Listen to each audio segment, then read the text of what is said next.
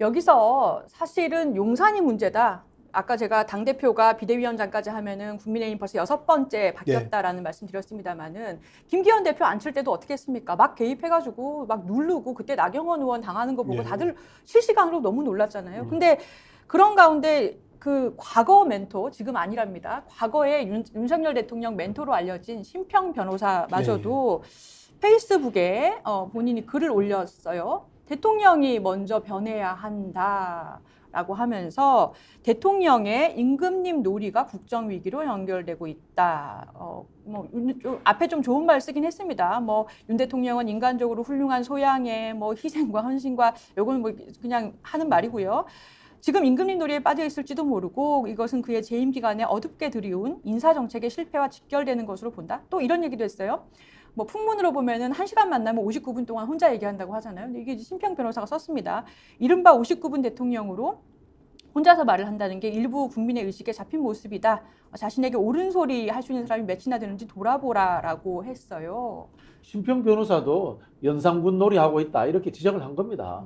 그리고 저는 심평 변호사가 왜 멘토인지는 잘 모르겠어요. 윤석열 대통령이 술을 좋아하시니까 술을 많이 잘 사줬는지 그런지는 모르겠지만은 심평 변호사도 딱히 제가 멘토를 할 만큼 철학적이라든가 어떤 인문사회학적 교양을 깊이가 있다라고 저는 느껴본 적이 없습니다. 이번에 메시지. 근데 김준혁 교수 있는데 자꾸 연상군 임상 아니.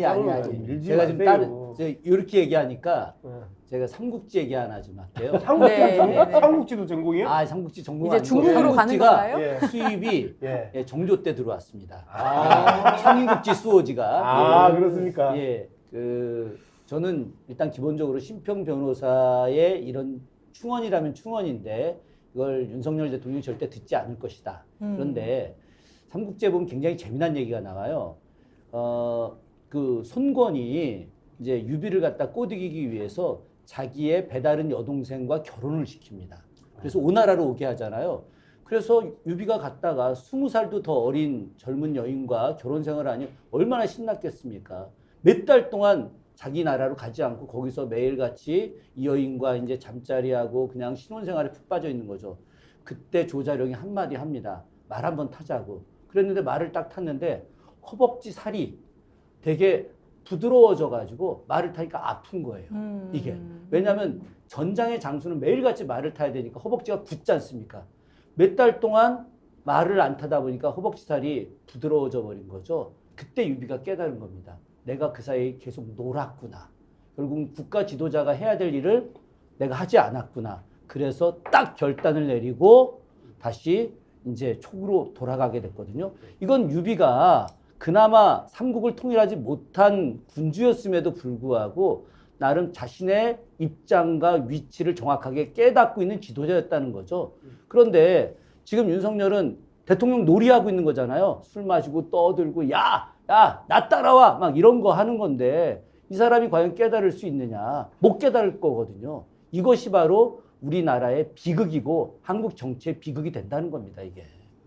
며칠 안 남았어요. 제가 보기에는 총선 결과까지 갈 필요가 없이 공천 과정에 있어서 윤석열 대통령을 향한 국힘당의 집중적인 비판이 쏟아질 거다. 앞서 말씀드렸던 것처럼 한동훈에 대해서 아무도 지금 이야기를 못하고 있잖아요. 대놓고 비판하던 목소리들이 싹 다 들어갔어요. 왜? 한동훈으로 굳어져 가니까. 자신의 공천이 직결되어 있으니까 입을 다물고 있는데 그 이유 하나로 한동훈과 윤석열을 인정하는 거예요. 그리고 한동훈과 윤석열의 권력에 대해서 몸을 숨기는 거예요. 그런데 이게 자신과 이해가 충돌하고 그리고 자신이 공천의 대상에서 배제되는 이 순간에는 정치적 발언을 토해낼 수밖에 없어요. 이제 죽으나 사나 여기에서 싸우지 않으면 자신들의 기득권을 유지할 수 없기 때문에 바로 이러한 부분이 2월과 3월 초에 집중적으로 일어날 거다. 그러면서 사실상 정권이 밑둥부터 뿌리째 흔들릴 거다. 이제 그렇게 생각을 하죠. 제가 취재를 좀 해봤어요. 취재를 해보니까 초선들, 초선들하고 그다음에 국민의힘의 초선들, 그다음에 원외 친윤들, 현재 이제 최고위원회에 있는 원외들이 있지 않습니까? 그런 사람들 그리고 대통령실의 있는 사람들, 이런 사람들이 한동훈을 굉장히 선호한다고 하고요. 실제로 윤석열이 아직은 한동훈을 결정하지 않았다. 다양한 카드를 보고 있다라고 이렇게 저는 뭐 확인을 했습니다. 그건 뭐냐면은 지금 이제 국민의힘의 중진들을 쳐내고 싶은 사람들이 한동훈을 그 칼로서 쓰고 싶어 한다. 그런 거고요. 또 이제 그 양 박사님 말씀하신 것처럼 결국 이게 뭐 혁신이든 윤석열의 당 장악이든 기득권에 의한 저항이 생길 수밖에 없고 그 갈등이 정당하지 않은 장악이라고 인식이 된다면 저는 극단적인 상황까지 치달을 수 있다. 그리고 거기에 하나의 중요한 기점으로서 역할을 하는 것이 도이치모터스 특검이 될 것이다. 이렇게 예측하고 싶습니다. 이 국민의힘 측에서도 지금 한동훈 뭐 이제 불가론이 없는 건 아니에요. 근데 이거를 심평 변호사가 또 정리해서 올린 것도 있는데 뭐 그게 다 맞다는 건 아니지만 뭐 중도 확장성이 부족하다라는 비판도 있고 총선을 이끌 힘 자체가 없는 거 아니냐라는 것도 있는데 사실 가장 큰 거는 말씀하신 것처럼 그 윤석열 아바타라고 불리고 이제 윤심을 아는 사람 본진이 온다 이렇게 지금 평가를 받고 있는데 만약에 총선에서 패한다 그러면 굉장히 소모된다라는 거죠. 그래서 조기 소진하면 안 된다. 소중한 자산이기 때문에 조기 소진하면 안 된다. 이렇게 또 이렇게 반대하는 측도 있다고 해요. 조선일보 사설이었죠. 그래서 그 유망한 정치인을 이렇게 소비해서는 안 된다. 이 이야기는요.